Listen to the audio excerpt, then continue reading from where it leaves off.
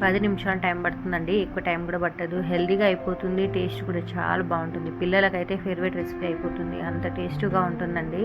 ఇక్కడ చూపిస్తున్న విధంగా ఉప్మా రవ్వ 1 కప్ తీసుకోవాలండి. దాంట్లో పెరుగు వేసుకోవాలి, ఉప్పు వేసుకోవాలన్నమాట.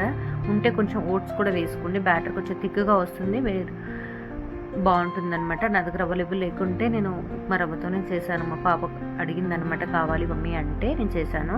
నానబెట్టేసుకోవాలండి. ఇప్పుడు ఇక్కడ నేను చూపిస్తున్నాను కదా, అన్ని వెజిటేబుల్స్ చాపర్లో వేసుకోవాలి. పచ్చిమిరపకాయలు, కొత్తిమీర కూడా వేసుకొని చాప్ చేసుకొని ఇప్పుడు మన బ్యాటర్లో వేసుకోవాలి. మిరియాల పొడి, చిల్లీ ఫ్లేక్స్ వేసుకొని మంచిగా కలిపేసుకోవాలండి.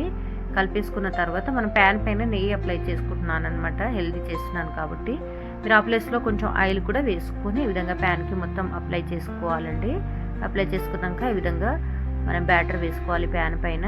మీకు ఎంత పెద్ద సైజు కావాలనుకుంటే పెద్దగా చేసుకోవచ్చు, చిన్న సైజు కావాలంటే చిన్నది, అంటే మీకు నచ్చిన విధంగా చేసుకుని ఈ విధంగా 2 సైడ్ మంచిగా ఫ్రై చేసుకోవాలండి. ఫ్రై చేసుకున్న తర్వాత దీంతో కాంబినేషన్ ఏముంటుందంటే టమాటా చట్నీ చాలా బాగుంటుందండి. టమాటా చట్నీ కాంబినేషన్ సూపర్గా ఉంటుంది. నేను ఈరోజు టమాటా చట్నీ చేశానన్నమాట.